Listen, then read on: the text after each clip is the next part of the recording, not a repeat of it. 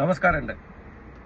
ഇന്ന് എല്ലാ കണ്ണുകളും പാകിസ്ഥാന്റെ തലസ്ഥാനമായ ഇസ്ലാമാബാദിലേക്കാണ്.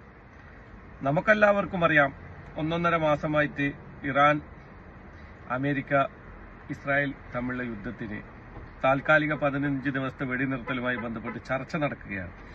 ഇതിൽ നമ്മൾ കാര്യം മനസ്സിലാക്കേണ്ടതുണ്ട്. കാരണം എന്താ വെച്ചാൽ,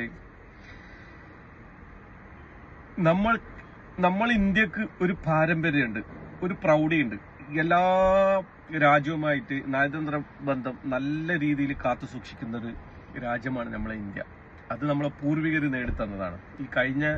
ഇപ്പൊ ഭരിക്കുന്ന ഗവൺമെന്റ് അല്ല, നമ്മളെ പൂർവികര്. ആ പൂർവികരിൽ മുമ്പ് കാലത്ത് ഭരിച്ച BJP സർക്കാരും ഉണ്ട് എന്നുള്ളതാണ് യാഥാർത്ഥ്യം. ഇപ്പോഴത്തെ BJP സർക്കാരല്ല. അമേരിക്കയായിട്ടും ഇസ്രായേലായിട്ടും അതുപോലെ തന്നെ ഇറാനായിട്ടും പാകിസ്ഥാനേക്കാൾ കൂടുതൽ ബന്ധമുള്ളത് നമുക്കാണ്.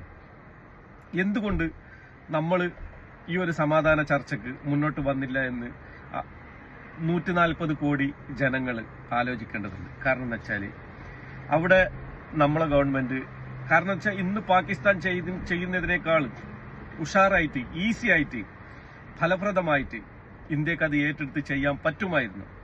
ചെയ്യാത്തതിനൊരു കാര്യമുള്ളൂ, മുസ്ലിം വിരോധം. അതാണ് നമ്മളെ നാടിനെ എത്രയോ പുറകോട്ടേക്ക് കൊണ്ടുപോയിട്ടുള്ളത്. നിങ്ങൾക്കറിയോ, നമ്മള്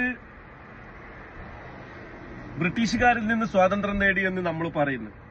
ഇല്ല എന്ന് ഞാൻ പറയും. കാരണം എന്താണെന്നറിയോ, നമ്മള് എണ്ണ ക്ഷാമം വന്ന സമയത്ത് എണ്ണ വാങ്ങാൻ വേണ്ടിയിട്ട്, റഷ്യയിൽ നിന്ന് എണ്ണ വാങ്ങാൻ വേണ്ടിയിട്ട് നമ്മളെ ഗവൺമെന്റ് അമേരിക്കയുടെ സമ്മതം ചോദിച്ചു എന്ന് പറയുമ്പോഴേക്ക് ഒന്ന് ആലോചിച്ച് നോക്കിയാൽ, നമ്മളെ പൂർവികര് ജീവൻ കൊടുത്ത് നേടിത്തന്ന നമ്മളെ സ്വാതന്ത്ര്യം എവിടെ പോയി? നായികക്ക് 40 വട്ടം നമ്മളെ BJP ഗവൺമെന്റ് ഉഷാറാണ്, ശക്തിയാണെന്നൊക്കെ പറയുമ്പോഴേക്ക്, നാട് ഡിപ്ലോമാറ്റിക് പരമായിട്ട് നോക്കുമ്പോഴേക്ക് നമ്മളൊന്നുമല്ല. നമ്മളെ പൂർവികർ ഉണ്ടാക്കി തന്ന ആ ഒരു പ്രൗഡ് മാത്രമേ നിലനിൽക്കുന്നു. ഇപ്പോഴൊന്നും ഇല്ല എന്നുള്ളതാണ് യാഥാർത്ഥ്യം. ഇവരിവിടെ എന്താണ് ചെയ്യുന്നത്? ഹിന്ദുവിനെയും മുസ്ലിമിനെയും, ഹിന്ദുവിനെയും ക്രിസ്ത്യാനിനെയും മുസ്ലിമിനെയും തമ്മിൽ തല്ലിക്കുക എന്നുള്ള ഒരൊറ്റ ഇത് മാത്രമേ ഉള്ളൂ. ഇനി എപ്പോഴാണ് നമുക്ക് ആ പഴയ ഇന്ത്യ കിട്ടുക? ഹിന്ദുവിനും മുസൽമാനും ഈ സിംഗിനും ജൈവനും എല്ലാവർക്കും സന്തോഷത്തോടെ ജീവിക്കുന്ന ഒരു ഇന്ത്യ എന്നാണ് കിട്ടുക?